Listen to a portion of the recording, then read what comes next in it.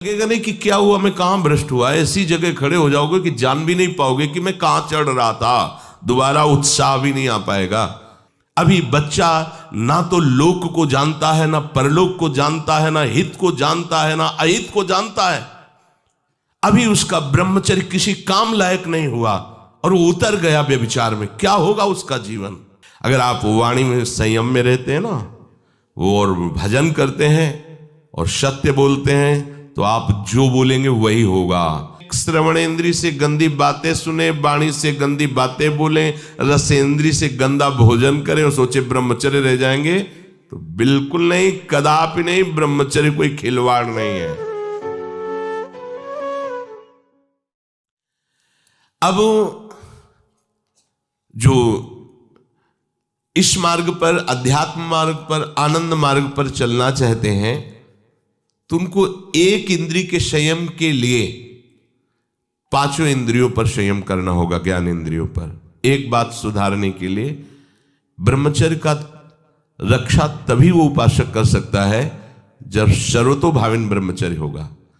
एक जनेन्द्रीय के ही ब्रह्मचर्य की पुष्टता का जब आप लक्ष्य कर लोगे, तो उसकी पुष्टता के लिए आपको सर्वतोभावेन ब्रह्मचर्य धारण करना पड़ेगा। सर्वतोभावेन नेत्र का ब्रह्मचर्य। जो नेत्र किसी को भी देखकर भोग कामना कर लेते हैं, भोग बुद्धि से देखते हैं वस्तु को, व्यक्ति को, किसी को भी, ये नेत्र से व्यभिचार हो रहा है। इसीलिए सावधान रहना चाहिए।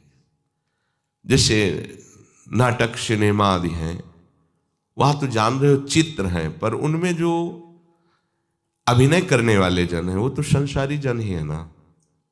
उनका पहनावा, ओढ़ावा, हाव भाव, अंग प्रत्यंग, अगर आप भगवत भाव से युक्त है तो संपूर्ण सृष्टि में कहीं भी दृष्टि जाए अपने प्रभु की भावना होती है। पर वहां तक पहुंचने के लिए आपको ये त्यागना होगा ना।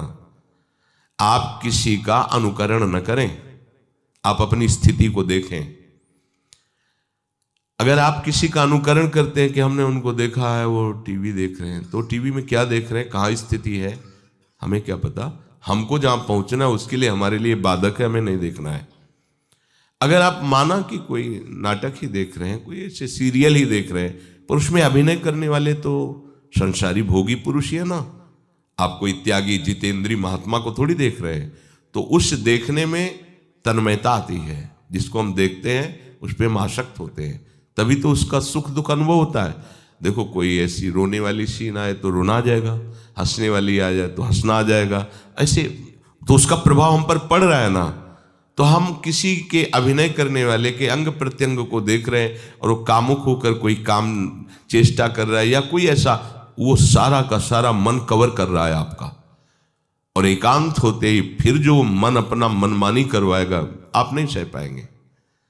इसलिए नेत्र का ब्रह्मचर्य सबसे पहले शुरू कीजिए।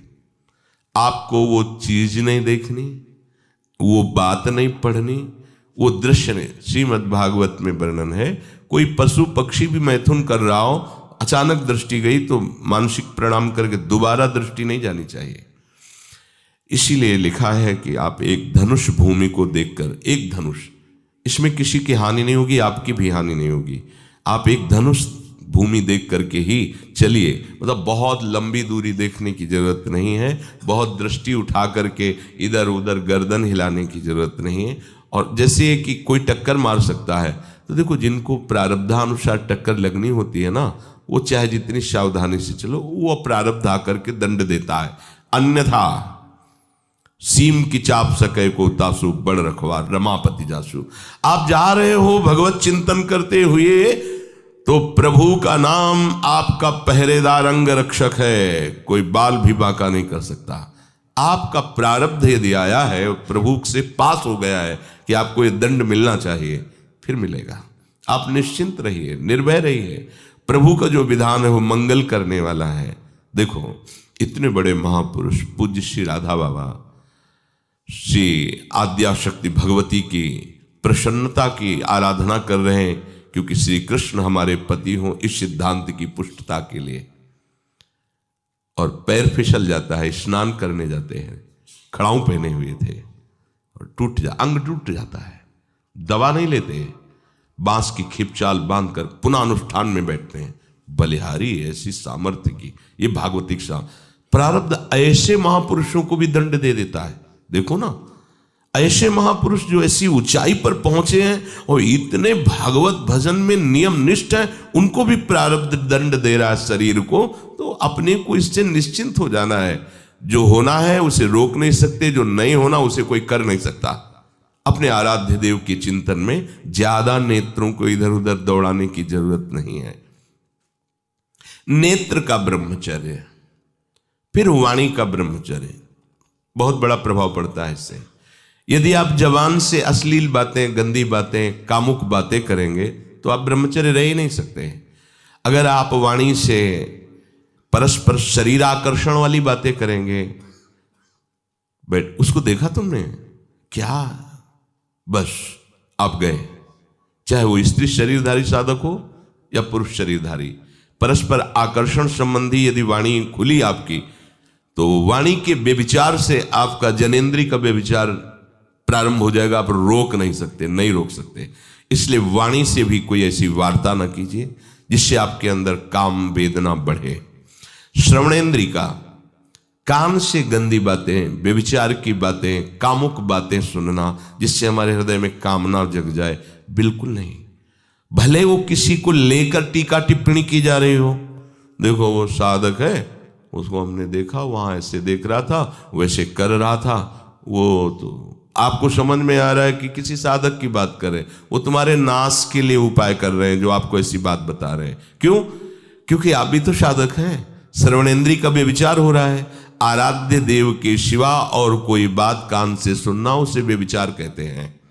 इसलिए महाप्रभु कहते श्रवण फूटो जो अन सुनो। ऐसा हमारा अगर कान कुछ और सुने तो फूट जाए, नेत्र कुछ और देखें तो ये नेत्र नष्ट हो जाए, वाणी कुछ और बोले तो मुख हो जाए।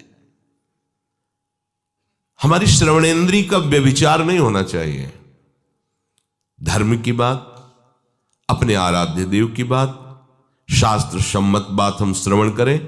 अन्यथा अगर कोई ऐसा मित्र है या हमारा साथ में रहने वाला है, कोई किसी भी साधक की को लेकर बात कर रहा है, तो भी हमें कान में उंगली डाले नहीं।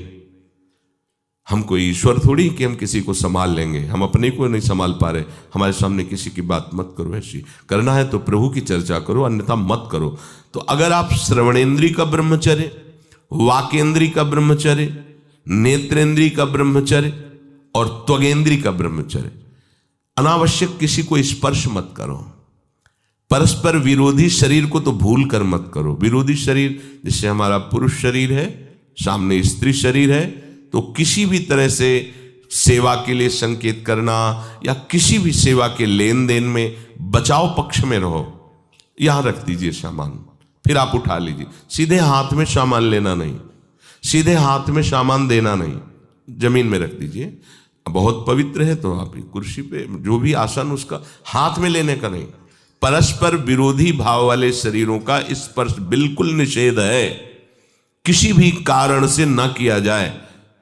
मान लीजिएगा ये बहुत मतलब आवश्यक है, यदि आप इसमें चूक कर गए तो धीरे धीरे आप फिसल के वहीं खड़े हो जाएंगे जहां से चढ़ना मुश्किल है। किसी भी साधिका को, किसी भी साधक को परस्पर लेन देन हाथ में नहीं करना चाहिए। मानो हमारी बात, आपको माला देनी, चौकी पे विराजमान करो, हम उठा लेंगे। हमें कोई सामग्री, ये सामान रखिए, आप उठा लीजिएगा। कभी भी कोई भी परस्पर मुस्कुराहट, बातचीत, ऐसे कोई इशारे यदि दिखाई दे तो आप बचो और उसको बचाओ। साधक है, साधिका है, उससे गलती हो सकती है, आपसे भी गलती हो सकती है। आप सत्संग सुनते हैं, आपको लगा कि इसकी मुस्कुराहट, इसकी कुछ चेष्टा ऐसी दिखाई दे रही है जो हमारे अंदर कामुकता पैदा कर सकती है, उसको भी बचाओ और स्वयं बचो, तो भगवान आप पर प्रसन्न हो जाएंगे। वो देख रहे हैं अंदर की बात। साधक को बहुत सावधान रहने की आवश्यकता। ये इसको खिलवाड़ मत समझो, इसीलिए कह रहे हैं ये अध्यात्म है, ये परमार्थ है। आपको लगेगा नहीं कि क्या हुआ, मैं कहां भ्रष्ट हुआ, ऐसी जगह खड़े हो जाओगे कि जान भी नहीं पाओगे कि मैं कहां चढ़ रहा था, दोबारा उत्साह भी नहीं आ पाएगा। बात अच्छे से समझ लीजिए। तो हमारी त्वगेंद्री का व्यभिचार ना होने पावे, सहसा किसी का इस पर, किसी की भी अगर सेवा करने का सौभाग्य मिले, फिर उसमें ये प्रश्न नहीं उठता। अगर कोई गिरा पड़ा है भला ऐसी स्थिति में कि मुझे अत्यंत आवश्यक है उसे उठाना, अगर नहीं उठाते तो वो कष्ट पा रहा, अचानक कोई गिर जाए, फिर हम ये नहीं देखेंगे, फिर ये हम सूत्र नहीं स्वीकार करेंगे कि अब हम तो ब्रह्मचारी हैं, अब हम खड़े खड़े देख नहीं, उसको अत्यंत आवश्यकता है हमारी। अब उस समय हम भूल गए अपने आप को और उसको उठा करके अगर हमें अस्पताल ले जाना, अस्पताल ले जाएंगे, जरूरत है हम उसकी सेवा करेंगे। सावधान, वो भगवत भाव से की हुई सेवा तुम्हारे अंदर आध्यात्मिक शक्ति पैदा करेगी, काम भावना नहीं पैदा करेगी। हमारी माँ बीमार हो और हमें उसे पता चला कि शौच कर दिया है, हमें शौचाना पड़े, हमें उसका मल धोना पड़े, तो क्या हमें काम जागृत हो जाएगा? क्या मेरी माँ है। हमारी बुद्धि कभी ऐसी नहीं होगी। आपका पिता है, आप लड़की हो, कोई दूसरा रह नहीं गया और वो बीमार है, आपको ऐसी क्या काम जागृत हो जाएगा? क्या अगर ऐसी सेवा में काम जागृत होता तो कोई नर्स ही अस्पताल में नहीं होती। हर सेवा उसको करनी होती है, नर्स को, चाहे वो स्त्री शरीर हो चाहे पुरुष शरीर हो, परस्पर विरोधी शरीरों की सेवा, पर कहीं काम थोड़ी जागृत होता है, क्योंकि उसको अपने सेवा धर्म से मतलब है। तो ये सेवा के समय इस सूत्र को न देखा जाए, पर ध्यान रखें, अत्यंत आवश्यक जहां आपके सिवा नहीं हो सकता वहां अगर हमें ऐसा अवसर मिलता है कि सेवा उसे हो सकती है तो हम पहले उसे प्रेरित करेंगे।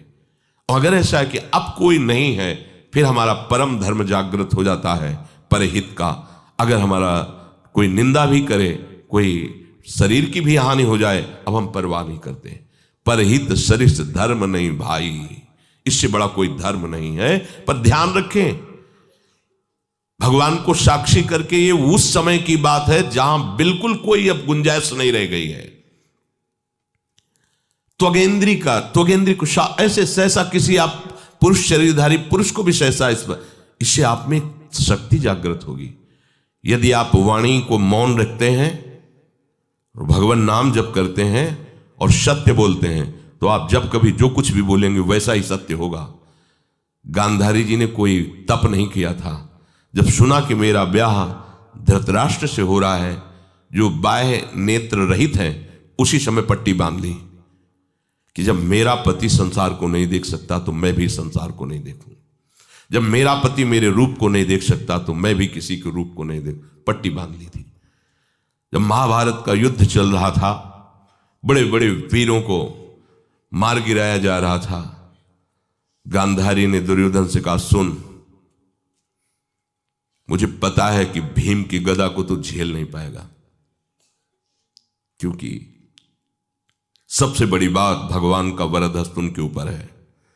दूसरी बात, वो पवन पुत्र है, वो जब अपने आवेश में आ जाएगा तो तेरी सामर्थ्य नहीं कि उसकी गदा के प्रहार को तू सह सके, पर मैं तुझे शक्ति प्रदान करूंगी। मैं एक पतिव्रता हूं, आज तक कभी पति का वरण करने के बाद कुछ देखा नहीं है। मैं अपने नेत्रों की पट्टी खोलूंगी, तू नग्न होकर मेरे सामने आ जाना। मेरी दृष्टि पड़ते ही वज्र का शरीर तेरा हो जाएगा, किसी के सामर्थ्य नहीं कि तेरे उस अंगों को तोड़ सके। भगवान सब कुछ जानने वाले हैं, भगवान भक्त पक्षपाती होते। भगवान का स्वभाव भक्त का पक्षपात लेना होता है। वो अपने महल से कॉरिडोर से जा रहा था गांधारी जी के पास, भगवान आ गए झट से, तो तुरंत उसने हाथ ऐसे लगा लिया, मुझे शर्म आनी चाहिए यार, तो हस्तिनापुर के सम्राट पद पर अभिषिक्त होने के लिए तैयारी कर रहा है, नंगे घूम रहा है गली में। उसने कहा, गली में नहीं, मां के सामने जा रहा है। अरे कोई बच्चा है, ऐसे जाया जाता है मां के सामने? उसने कहा, मां ने कहा है कि हम पट्टी खोलकर तुम्हें देख लेंगे तो तुम्हारा शरीर वज्र का, चलो माना, मां की आज्ञा का पालन करो, थोड़ा इन अंगों को तो ढक लो, तुम तो बड़े हो, कोई बच्चे थोड़ी मां के सामने ऐसे चले जाओगे, ढकना चाहिए तुम्हें। वापस कर दिया। वो यहां ऐसे पत्तों से ढका, वस्त्र नहीं पहना, मां की आज्ञा, ऐसे पत्ते से ऐसे कमर से ऐसे ढक लिया, पीछे आगे ऐसे। गांधारी जी ने पट्टी खोली और जे ही देखा पूरा शरीर वज्र का हो। तो ये क्या किया तूने, कमर में क्यों बांध लिया? बोले शर्म लगती थी। कैसे आपके? बोले यहीं से मारा जाएगा, भीम की गदा का प्रहार तेरी इसी जंघा और कमर को तोड़ देगा, तेरी मृत्यु। मान गई, प्रभु के विधान के आगे किसी का बल काम नहीं करता। गांधारी, ये केवल आंख में पट्टी बांधने की सामर्थ्य थी कि मेरा पति यदि अंधा है तो मैं भी किसी रूप को नहीं देखूंगी। अगर आप वाणी में संयम में रहते हैं ना, वो और भजन करते हैं और सत्य बोलते हैं, तो आप जो बोलेंगे वही होगा। पर ऐसा कुछ अनर्थ वो बोलता ही नहीं, क्योंकि ऐसा संयमी जान जाता है कि इन सब का फल भगवत प्राप्ति है, किसी को कष्ट देना नहीं है। एक एक इंद्री का जब आप ब्रह्मचर्य संयम करोगे तब आपका वीर संयम होगा। ध्यान रखना, आप नेत्रेंद्री से गंदे चित्र देखें, श्रवणेंद्री से गंदी बातें सुने, वाणी से गंदी बातें बोलें, रसेंद्री से गंदा भोजन करें और सोचे ब्रह्मचर्य रह जाएंगे, तो बिल्कुल नहीं, कदापि नहीं। ब्रह्मचर्य कोई खिलवाड़ नहीं है। जो ये तो हुआ इंद्रियों का, फिर आता है अंतःकरण का ब्रह्मचर्य। हमारा मन काम की तरफ तभी जाता है जब उसको निज सुख नहीं मिलता। ध्यान रखना, सृष्टि में जितने भी दुर्गुण दुराचार होते हैं उनमें दो प्रधान होते हैं, एक काम भोग और एक धन, और सब छोटी मोटी बातें हैं।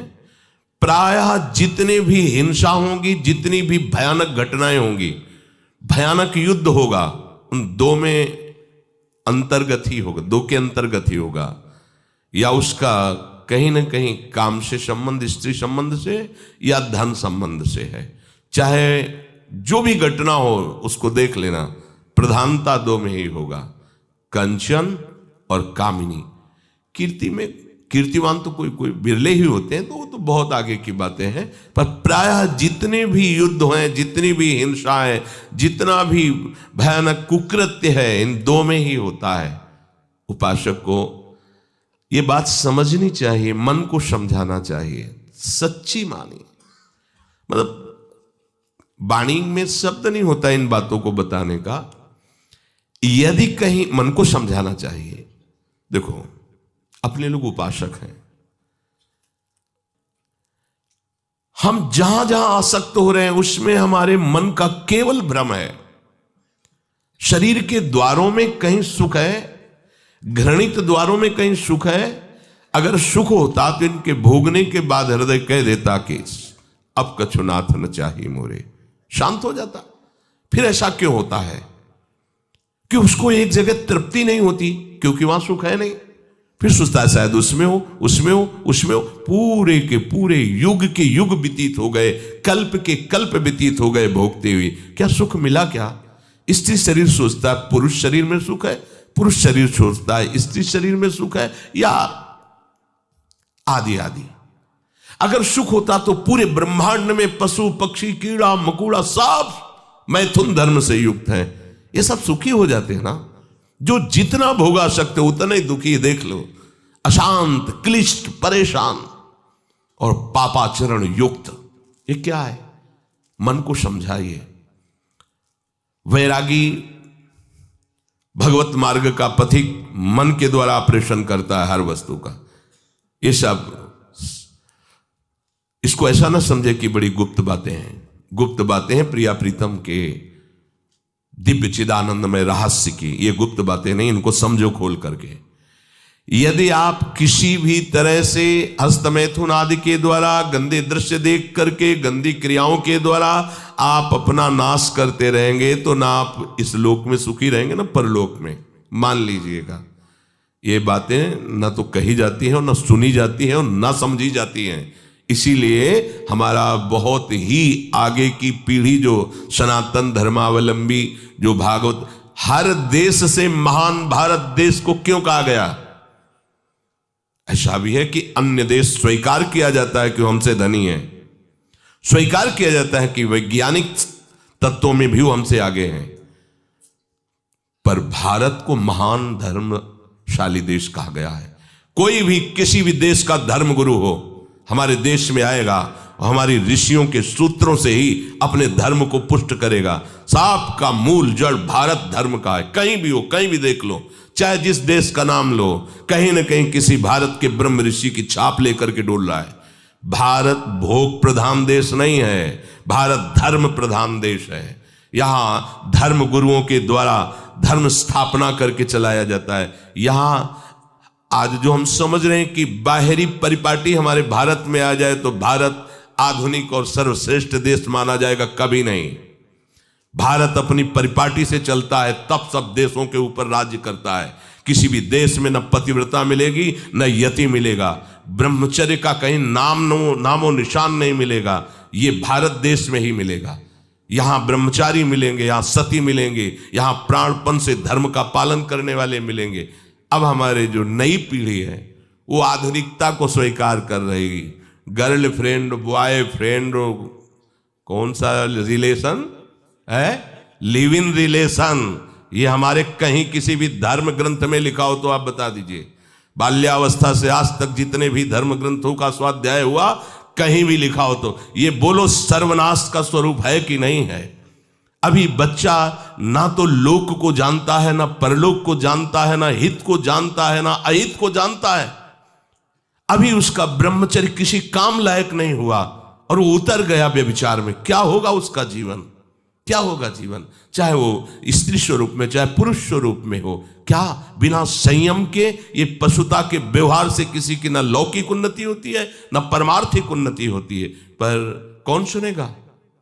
यही कहा जाएगा पुराने जमाने के शास्त्रों को केवल वर्णन कर रहे हैं, ये क्या जाने आधुनिक जमाने को। तो आधुनिक जमाने की दशा क्या, और यहां खोल करके देखो। कोई बात नहीं, दोस्त बनाना कोई बुरी बात नहीं, इस बात को हम मानते हैं। स्त्री शरीरधारी पुरुष शरीर को मित्र बना सकता है, कोई दोष नहीं। पुरुष शरीरधारी स्त्री को मित्र बना सकता है, कोई दोष नहीं। लेकिन मित्र का क्या कर्तव्य होता है, कुपंथ निवार सुपंथ चलावा, कुमार्ग से हटा करके सुपंथ में चलाना, उसकी समस्याओं को दूर करके उसको आनंद में से युक्त करना, उसको सहयोग करना, ना कि शोषण करना। दोस्ती कहते हैं उसके दुखों को मिटा करके उसको शांति और सुख के मार्ग में ले जाना। इसीलिए ये जो आधुनिकता बढ़ रही है, ये जो खान पान गलत हो रहा है, ये जो दर्शन गलत हो रहा है, तो इस जमाने में ब्रह्मचर्य ये केवल शब्द ही लिखा मिलेगा, जीवन में नहीं मिलेगा। नए नए बच्चे व्यसन कर रहे हैं, नशा कर रहे हैं, गंदे आचरण कर रहे हैं, क्या होगा, कैसे आगे कोई समझेगा शास्त्र क्या है, धर्म क्या है, बल क्या है। आज नवयुवक 16 से 28 के बीच में कोई ऐसा नहीं दिखाई देता है जिसमें आध्यात्मिक थोड़ा भी बल हो, काम क्रोध आदि सहने की सामर्थ्य हो। अपने बूढ़े माता पिता को थप्पड़ मार रहे हैं, बूढ़े माता पिता को गाली दे रहे हैं, बूढ़े माता पिता जिन्होंने खवा पिला के इतना बड़ा, उन्हें अनाथालय भिजवाया जा रहा है, उनको छोड़ दिया जा रहा है। आप विदेश घूम रहे हैं, उनके खाने की व्यवस्था घर में नहीं। क्या है ये, आज आधुनिक विद्या का ये प्रभाव है। विद्या विनयम ददाती, जो अपने वयोवृद्धों की सेवा नहीं कर सकता वो क्या विद्या पढ़ा। जो दूसरों की रक्षा नहीं कर सकता क्या विद्या पढ़ा। क्या विद्या का यही स्वरूप है दूसरे का शोषण करना। क्या विद्या का यही स्वरूप है कि शराब पीना, ड्रग्स का ये नशा करना, ये क्या विद्या सिखाती है। वो कहा जाता है आज तो आधुनिक विद्या बढ़ रही, मुझे लगता है संयम में रहना ही विद्या का वास्तविक स्वरूप है। अपने इंद्रियों को संयम में रखना, अपने को संयम में रखना, बुजुर्गों का, गुरुजनों का, शास्त्र का, भगवान का भय रखना हृदय में। ऐसा नहीं, आप तभी निर्भय हो पाओगे यदि शास्त्र का भय नहीं, भगवान का भय नहीं, धर्म का भय नहीं, तो फिर आप वहां